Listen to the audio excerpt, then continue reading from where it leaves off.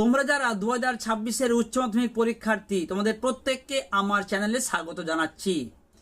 তোমাদের সেপ্টেম্বর মাসে তৃতীয় সেমিস্টার হবে, তোমরা জানো। তৃতীয় সেমিস্টার হবে এমসিকিউ টাইপের প্রশ্ন।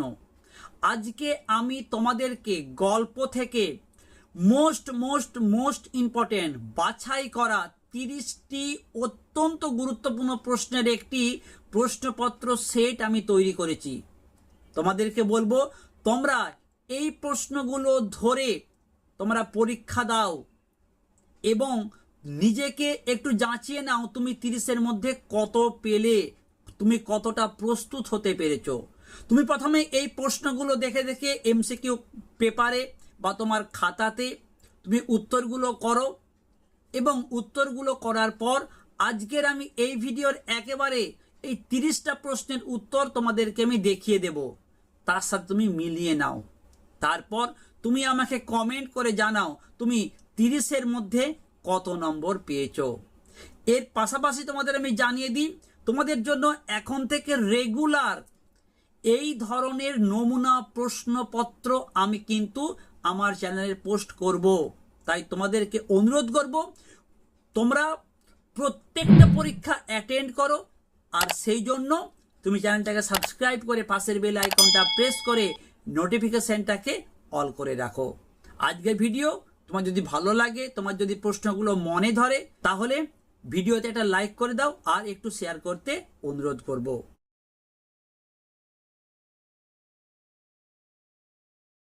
তোমাদের প্রথম প্রশ্ন, হুঁকোটি নামিয়ে ধরে জয়রাম মোক্তার কোন স্বরে কথা বলেছিলেন? অপশন কি আছে?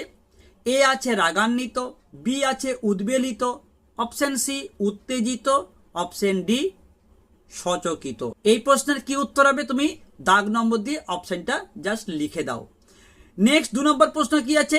কারা জয়রাম মোক্তারের খাতির করে? বিষয় লোকেরা, ডেপুটিরা, ব্যবসায়ীরা কি তার সাগরেদরা? 3 নম্বর প্রশ্ন, আর তোমরা বসে শুনবে কি শোনার কথা বলা হয়েছে? দিল মেরা ভর দে, পিয়া মুঝে ভর দে, মন মেরা ভর দে, পেয়ালা মুঝে ভর দে। 4 নম্বর প্রশ্ন, জয়রাম মোক্তার কোন দিনের পুজো সকালে খুব ঘটা করে করেন? খুব সহজ প্রশ্ন, রোববার, সোমবার, বৃহস্পতিবার, শনিবার। ঠিক আছে। 5 নম্বর দেখো প্রশ্ন কি আছে? জোগাড় হওয়া মুশকিল।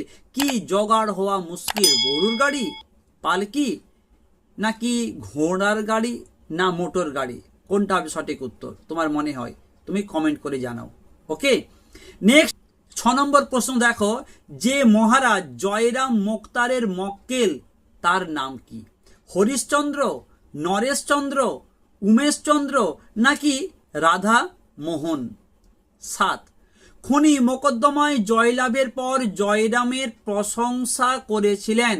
খুনি মোকদ্দমায় জয়লাভের পর জয়রামের প্রশংসা করেছিলেন কে? পেশকার সাহেব, মক্কেল, প্রতিপক্ষের মোক্তার, নাকি জজ সাহেব? 8, বিবৃতি দেখো। এই ধরনের তোমাদের কিন্তু পরীক্ষায় প্রশ্ন আসবে, তোমরা এই প্রশ্নগুলো খুব ভালো করে বুঝে শুনে কিন্তু উত্তর তোমরা ওএমআর এতে করবে, কারণ একবার যদি তোমাদের ওএমআর ভুল হয়ে যায় সেক্ষেত্রে আর কিন্তু পাল্টাবার বা হোয়াইটনার ব্যবহারের কোনো সুযোগ তোমাদের কাছে থাকবে না। 8 নম্বর দেখো প্রশ্ন কি আছে?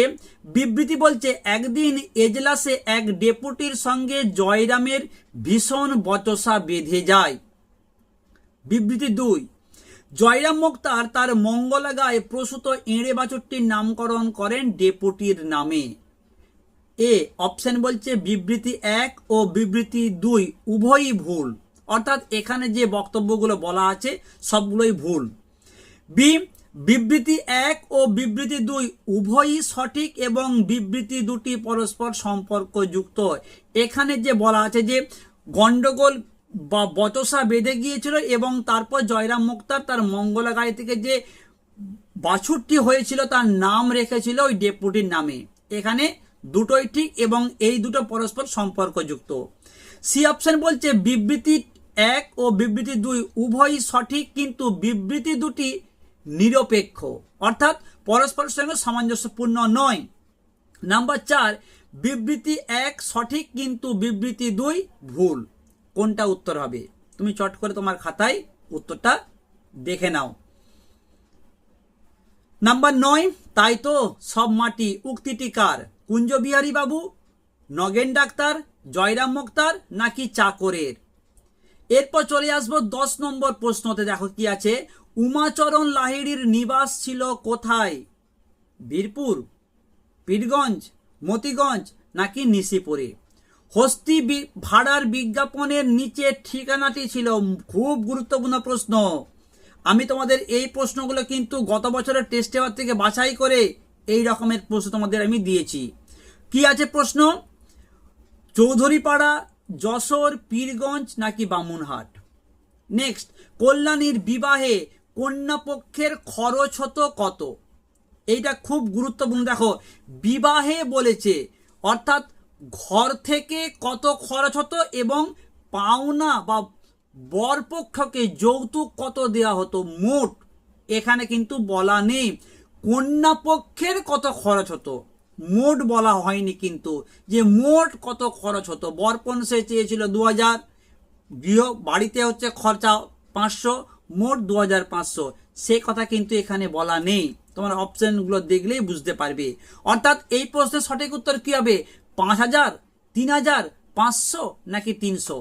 এরপরে আসবো 13 নম্বর প্রশ্ন। দেখো কি আছে, সমস্ত রাত্রি আদরিনীর চিকিৎসা করেছিল কে? মধ্যমপুত্র, মাহুত বৈদ্য না পশু চিকিৎসক? নেক্সট, আবার একটি বিবৃতি আছে, আদরিনী জানতে পেরেছে যে সে আর জয়রাম মোক্তারের বাড়িতে ফিরে আসবে না, কারণ আদরিনী অন্তর্যামী। অপশন এ বলছে এ ভুল কিন্তু আর সঠিক, বি বলছে এ এবং আর উভয়ই সঠিক কিন্তু আর এ যথার্থ কারণ নয়, সি বলছে এ এবং আর উভয়ই সঠিক এবং আর এ এর যথার্থ কারণ, ডি বলছে উভয়ই ভুল। খুব সহজ প্রশ্ন। নেক্সট প্রশ্ন কি আছে 15 দাগে, দেখো, বড় বউ তেল ও সিঁদুরে আদরিনীর ড্যাশ রাঙা করে দিলেন, শূন্যস্থান পূরণ, গাত্র, কর্ণ, সুর নাকি ললাট? 16, মুখুজ্জে মশাই ড্যাশ অর্থাৎ শূন্যস্থান পূরণ কি হবে? বিপদনিক, অসহায়, পুত্রহীন নাকি জমিদার? খুব ভাবনা চিন্তা করে এই প্রশ্নের উত্তর লিখবে। বিপদনিক, জমিদার, অসহায় নাকি পুত্রহীন? নেক্সট, বামুনহাটের মেলাটি চৈত্র সংক্রান্তির কদিন পূর্বে আরম্ভ হয়? খুব সহজ প্রশ্ন, আমি আর অপশন বলছি না। নেক্সট কি আছে, পত্রবাহক চাষিটি কোথায় বসেছিল?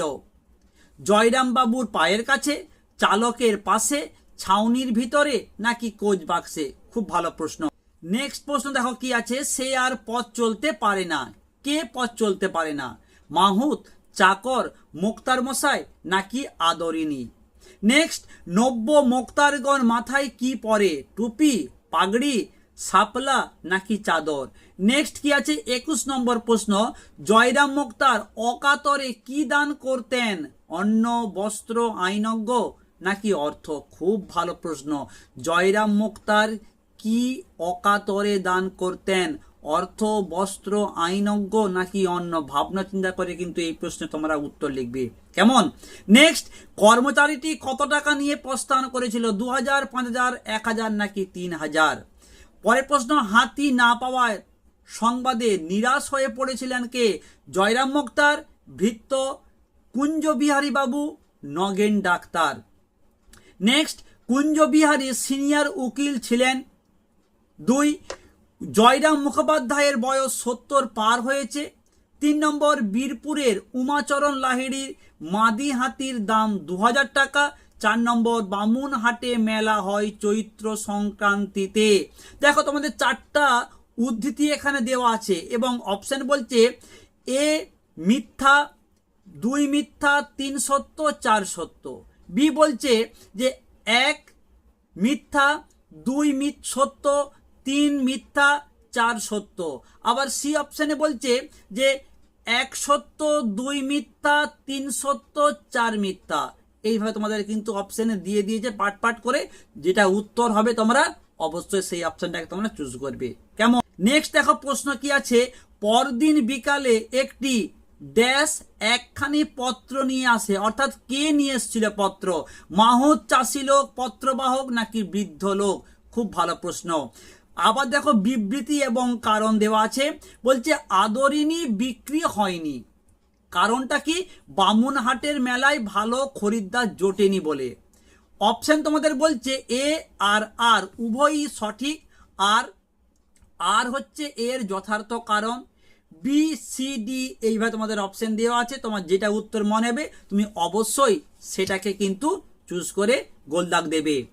নেক্সট দেখো প্রশ্ন আছে মেজবাবুর বাড়ি কোথায়। খুব ভালো প্রশ্ন, মেজবাবুর মেয়ের বিয়ে। বলছে মেজবাবুর বাড়ি কোথায়? পীরগঞ্জ, বাঁকুড়া, বেনারস নাকি কলকাতাতে? নেক্সট দেখো প্রশ্ন হস্তি ভাড়ার বিজ্ঞাপন আদরিনী গল্পের কোন পরিচ্ছেদে আছে? ভীষণ ভাইটাল প্রশ্ন একটি। তৃতীয়, চতুর্থ, পঞ্চম নাকি ষষ্ঠ? নেক্সট বিকালে পান চিবোতে চিবোতে জয়রাম মোক্তারের কাছে এসেছিলেন, কারা এসেছিলেন? নগেন ডাক্তার, মহারাজ নরেশচন্দ্র পীরগঞ্জের বাবু নাকি উকিল কুঞ্জ বিহারী বাবু? এখানে দেখো A B C D option দেওয়া আছে, তোমাদের যেটি মনে হবে তুমি সেটাতে কিন্তু দাগ দেবে যে বিকালবেলা পান চিবাতে চিবাতে জয়রাম মোক্তারের কাছে কারা এসেছিলেন। ওকে, শেষ প্রশ্ন জয়রাম মোক্তারের দিকে দৃষ্টিপাত না করিয়া বলিলেন, না গরুর গাড়িতে চড়ে আমি যাব না, যদি হাতি চড়ে যেতে পারি তবেই যাব, নইলে এ বিবাহে আমার যাওয়া হবে না। উক্তিটির মধ্যে দিয়ে বক্তার কোন মানসিকতা প্রকাশ পায়? দেখো তোমাদের প্রশ্নপত্র যেভাবে হবে থার্ড সেমিস্টারে আমি সেই রকম ভাবে পুঙ্খানুপুঙ্খ কিন্তু তোমাদের প্রশ্ন দেওয়ার চেষ্টা করেছি। তোমরা আশা করব তোমরা প্রশ্নের উত্তরগুলো তৈরি করে ফেলেছো। এইবার তোমরা দাগ নম্বর অনুযায়ী উত্তরগুলো একটু মিলিয়ে নাও, তারপর আমাকে তোমার নাম লিখে কমেন্ট করে জানাও তুমি 30-এর মধ্যে কত পেয়েছো। তোমাদেরকে আমি উত্তরগুলো দেখিয়ে দিলাম। এর পরের একটা ভিডিওতে কবিতা থেকে মোস্ট ইম্পর্টেন্ট 30টা এমসিকিউ টাইপের প্রশ্ন তোমাদেরকে দেখাবো এইভাবেই নমুনা প্রশ্নপত্র রূপে। তাই তোমরা অবশ্যই চ্যানেলটাকে সাবস্ক্রাইব করে পাশের বেল আইকনটা প্রেস করে নোটিফিকেশনটাকে অল করে রাখো। আর এই ভিডিওটা তুমি তোমার গৃহশিক্ষক বা তুমি তোমার বন্ধু বান্ধবীদের মধ্যে একটু শেয়ার করতে অনুরোধ করব। সবার জন্য রইল অনেক অনেক শুভেচ্ছা।